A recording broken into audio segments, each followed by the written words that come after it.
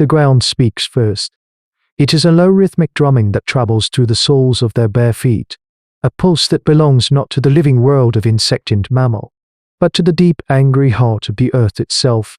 They are a people of stone and silence, the clan of the red ochre, and they press themselves into the limestone fissure as the drumming grows into a shudder. The air, thick with the scent of damp ferns and pine rock, grows heavy, charged with a primal static. This is the law. This is the passing of the god-beast, the earth-shaker, the Tyrannosaurus Rex.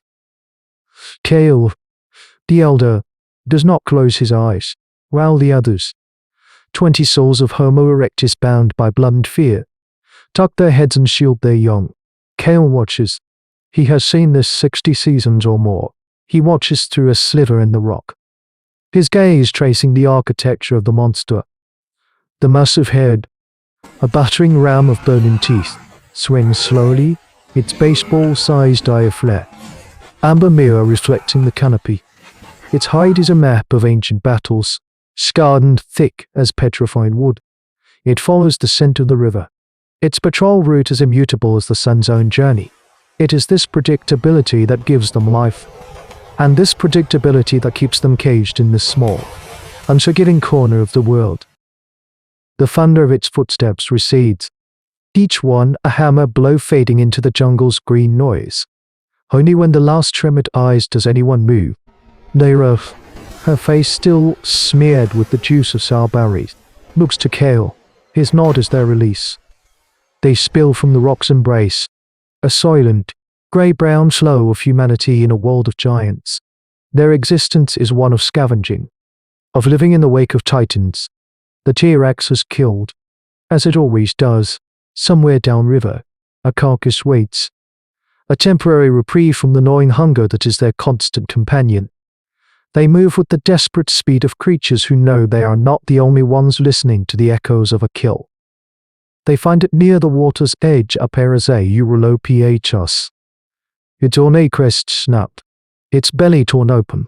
The earth shaker was a wasteful killer.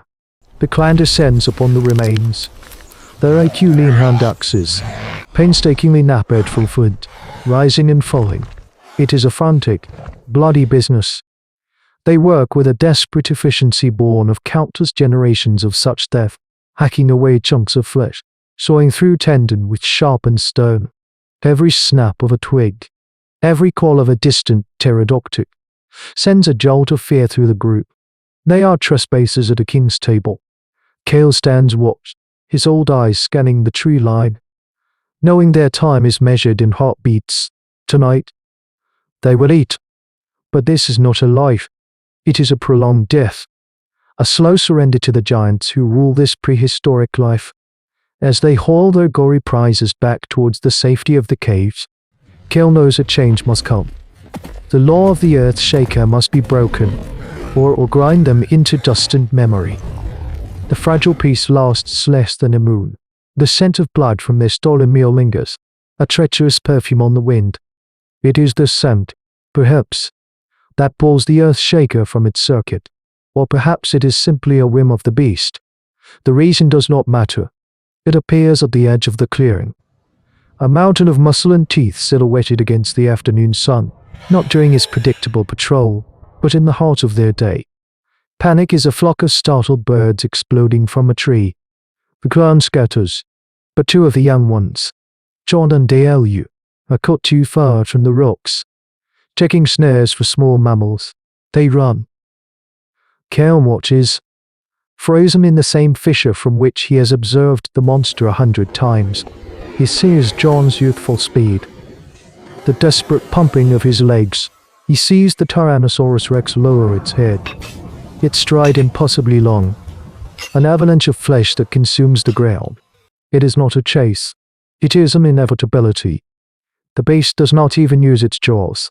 It simply runs drawn down, a single, thunderous footfall crushing the boy into the soft earth like a forgotten berry. Iolu screams, a sound swallowed by the jungle, and is gone a moment later. The monster sniffs at the remains, uninterested, and moves on. Its territorial point made. The clan does not mourn with wails. They mourn with a silence deeper than any cave, a hollowed-out stillness that speaks of a wound in their very soul. But in Kael, the grief coalesces into something cold and hard.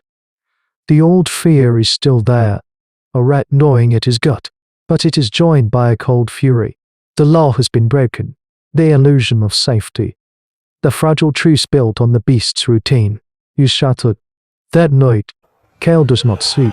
He sits at the mouth of the cave, clutching the smooth, familiar weight of his 8U hand axe, a tool for butchering the dead, not fighting the living. He understands that these ancient tools are a child's toys against the god beast. Their only true tool is the spark that flickers behind his eyes. For days, Kael becomes a ghost. He shadows the T-Rex, moving with a suicidal bravery that terrifies the others. He is no longer just watching for its passing.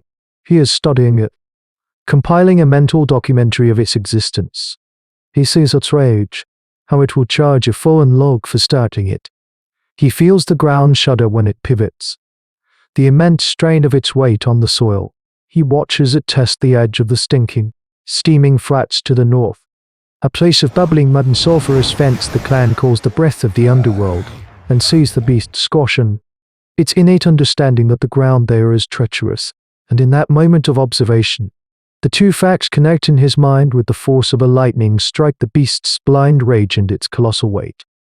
He returns to the clan, his eyes burning with a feverish light. He does not speak of bravery or of revenge. He speaks of mud. In the dirt floor of the cave, he draws a map. A long line for the river, a circle for the geothermal field. He scratches a monstrous shape, and then shows a small figure, one of them, running, leading the monster not to the safety of the rocks, but into the trap, into the hunger of the earth itself. It is a plan born of utter desperation, a leap of predatory logic that marks a new, terrifying phase in human evolution. They will not fight the monster. They will use the world as a weapon against it. They do not go to the monster. They bring the monster to them. Lyra and Turkey, the two fastest of the clan, are chosen. Their bodies are painted with white clay and streaks of red ochre, not for courage, but to make them stark, unmissable targets against the jungle's green. They are the bait. The rest of the clan melts into the high rocks overlooking the northern flats, armed not with spears, but with knowledge. They are the audience to a play of their own desperate design. Tarake begins. He steps into the clearing below the beast's resting place and shakes the rattle made from the spine of a crocodile. The clacking sound is pathetic, an insect buzz in the vast silence. The Tyrannosaurus Rex lifts its head. The sound is an annoyance, a triviality. It ignores him. Kael, watching from above, gives a sharp nod. Lyra moves next. From the other side, her call mimicking the cry of a wounded heterosaur. The discordant sounds, the movement from two directions, flickers in the predator's primitive brain. It is confusion, then irritation. The god beast rises, a process like a collapsing cliff reversing itself. It lets out a guttural roar that is pure frustrated power, a sound that rips through the air and shakes the stones on which the clan lies. It fixes its gaze on Tarake, the closer, more irritating now. And the chase begins. Tarake runs, not with the blind panic of prey, but with the calculated terror of a hunter shaping his own pursuit. He leads the beast on a winding path, keeping just outside the snapping reach of its cavernous jaws, drawing the avalanche of muscle and teeth away from the safety of the forest and towards the open, steaming plains. The ground trembles. The earth shaker, blinded by territorial rage, forgets the caution Kael had observed. It forgets the soft ground. Lyra, her heart a frantic drum against her ribs, now breaks from her cover, running a parallel course that draws its attention, pulling its trajectory ever closer to the breath of the underworld. It is a masterpiece of coordinated desperation. As Tarake veers away, feigning exhaustion, Lyra cuts in front, a flash of red and white. The beast, its small brain overloaded, pivots with a furious roar, its immense weight shifting. It takes one step, Then another. Onto the grey, cracked crust of the geothermal field. The earth gives a sickening sigh. The crust shatters. The monster's right leg plunges deep into the hot, viscous mud. It bellows. A sound of shock and pain this time. Not rage. It thrashes, but its struggles only break more of the thin surface. The hot mud sucks at it, a grip far stronger than any predator. The clan watches in silence, breathless awe as their god. Their terror, their love, is swallowed by the earth, its head held high. Roars at the uncaring sky before it sinks below the steaming surface, leaving only bubbling muck in the profound, terrifying silence. The world, for the first time in their lives, is quiet. They approach the edge, their victory a numbing shock. Before them is not just a dead monster, but a mountain of resources. Kael points a trembling finger at the still visible flank, at the softer plates of its belly. The rib-like gastrolia, he sees the mass of teeth. The colossal bones half submerged in the mud. A new age of osteodontocratic technology awaits them, forged from the remains of the very creature that had defined their fear. They have not just survived, they have inherited the earth. The silence left by the fallen tyrant is heavier than any sound it ever made. In its absence, the world for these Homo Erectus is remade. They are no longer shadows, carrying in the weight of a god. By luring the beast to its doom, they have done more than secure a generation's worth of food and bone. They have inverted the natural order. This singular act of collective intelligence, this gamble of using the world itself as a weapon, is a terrifying and profound declaration. It is the moment a spark of consciousness, nurtured in the darkness of primal fear, becomes a flame. The struggle of these ancient humans is the story of our own ascent, a testament to the idea that the greatest power on this planet was never too thoughtful, but the foresight to see a trap in a field of mud, the courage to be the bait, and the cooperation to make the impossible real. Their victory answers the question of how the fraudulent few could rise in a world of giants. They did not outfight the monster, they outthought it, and in that moment, they ceased to be just another species of hominid trying to survive. They became our ancestors. For in the quiet that followed the thunder, the first true fire was not in the hearth, but in the human mind. But the sky holds terrors that do not walk upon the land.